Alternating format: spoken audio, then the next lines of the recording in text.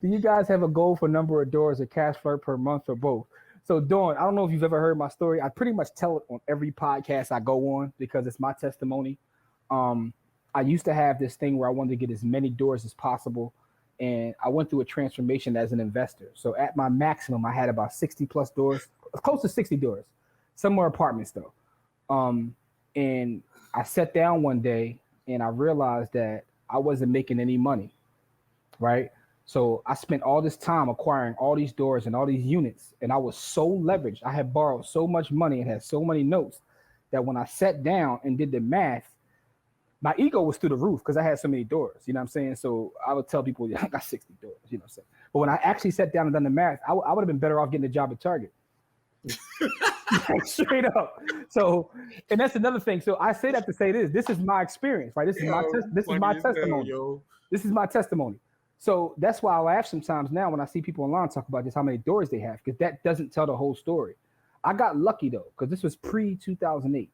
So I started selling stuff off because back then I would buy a property and literally within 2 weeks I have appreciation where I could sell for profit. That's how crazy the market was.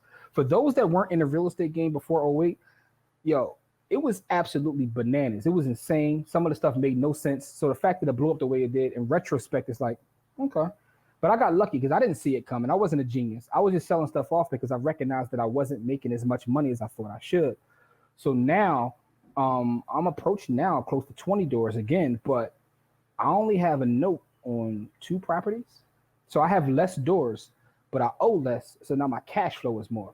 So I'm focusing more on cash flow and I'm focusing less on just acquiring doors. So that's a long way of answering your questions, is that it all depends. Because now when I get real estate deals that come in front of me, that come to my table, I look at it. Cash flow. I am, but I'm also looking at maybe I'll wholesale this one. Maybe I'll flip this one. Maybe I'll just give this to somebody else and tell them to give me $1,000. I'm at the point now because we're doing so many things in terms of options and crypto and getting passive income from multiple places, that I had the luxury of just doing the deals I want to do and not just having to do every deal. Back in the day, I'm like, yo, I'm doing every deal that comes in front of me. Every deal. So, I mean, that's to answer your question, Dawn. For me, it's about the specific deal and do the numbers make sense. I'm not trying to go completely in a debt. I'm not against debt, by the way. Don't get me wrong. I am not Dave Ramsey. I think Dave Ramsey's a sucker. And you can tell him I said it. But I'm not that. But at the same time, I want to be smart about how I use that. I just don't want to be borrowing for the sake of borrowing. Speaking of homeboy, he tried to get on our platform. We was like, man, if you don't get your ass out of here, boy. He tried to send one of his black representatives to get on our platform. No, man, if you don't get the hell out of here, boy. Hey, I give him credit though. He's slick though, because he said, well, his people wasn't him, his people. Well, we have people that represent Dave, and I was like, so you're gonna send us to black folks? I get what y'all doing. It's kind of smart though, doing what the government's allowed everyone else. Though. So LaJoya, the missus says, set plan in motion for a nonprofit diploma granting organization, high school. Yeah, that is the ultimate goal. That's our original business. That's the lifelong goal right there. Baby Camp LLC. Congratulations. So we both working in, Dawn, let's get to it, Dawn. Listen, whatever class you want, anything you need help with putting it together, let's talk. We already got talk anyway. You know what I'm saying? Hey, you sell islands. You sell islands, so we definitely. Hey, Kev, I'm about to cook that up tonight. Get chicken. That's a T-shirt. Yeah, that's definitely a T-shirt. Hey, Dawn, that's a true story, man. Some folks out here, got the doors, but they ain't making no money. Man, listen. Yeah, listen. That's one thing I recognize. That's why I'm not into the job shaming that you see people do online. You got to be an entrepreneur, forget your job. Listen, I know people that are corporate executives that make way more money and take less risk than people that are entrepreneurs. Who am I to tell them that they're stupid?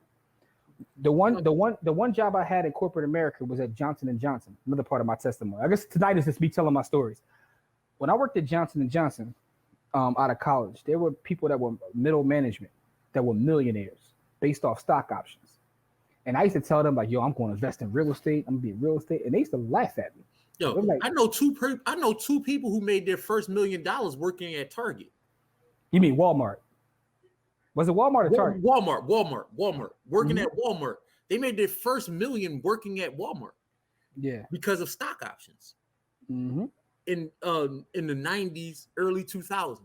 So that's my point. My point is, who am I to tell them that you got to go do They this? made millions Mm-hmm. Mm-hmm. with an S working at Walmart. I And mean, the, yeah, working at Walmart. and the crazy part is, people be on this thing. I'm gonna run my own thing. I'm gonna do this. When you run your own thing, you still answer to somebody. You answer to your clients or your customers. You're always answering to somebody. Yeah, Me, like, me and Corey were talking the other day. We were looking at I think it was Tesla and Zuckerberg. A couple of people were talking about, yo, I'm trying to take my company back private. yeah, Right? that was Tesla. That was Tesla. It was And somebody yeah, else that who was said both this. of them. It was both of them They were because just they was tired of answering to their shareholders. And that's why Facebook made it their shares that the people don't get no say. mm-hmm. They was like, look, you can buy our stock and make money with us, but you don't get no say in how we run our business.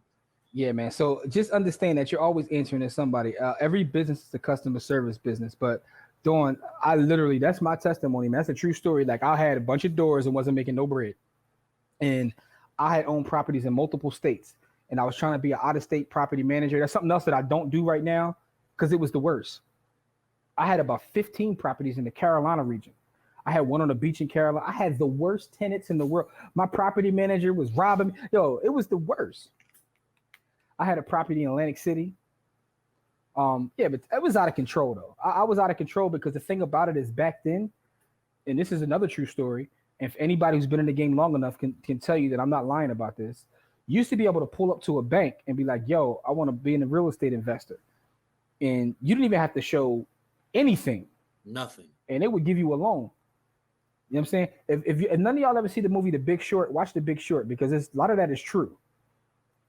A lot of that is true. That's a major key. Less doors, more cash flow. Listen, I had a conversation with our brother Malik this morning. Me and Malik was on the phone for about 2 hours just chopping it up.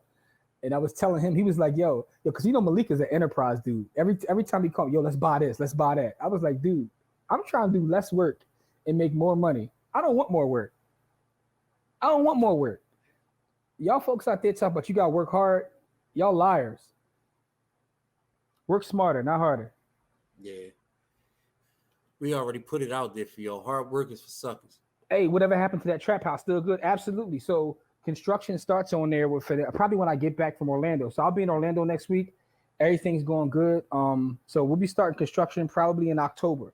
So hopefully, after we start construction in October, by the end of the year, that should be fully occupied.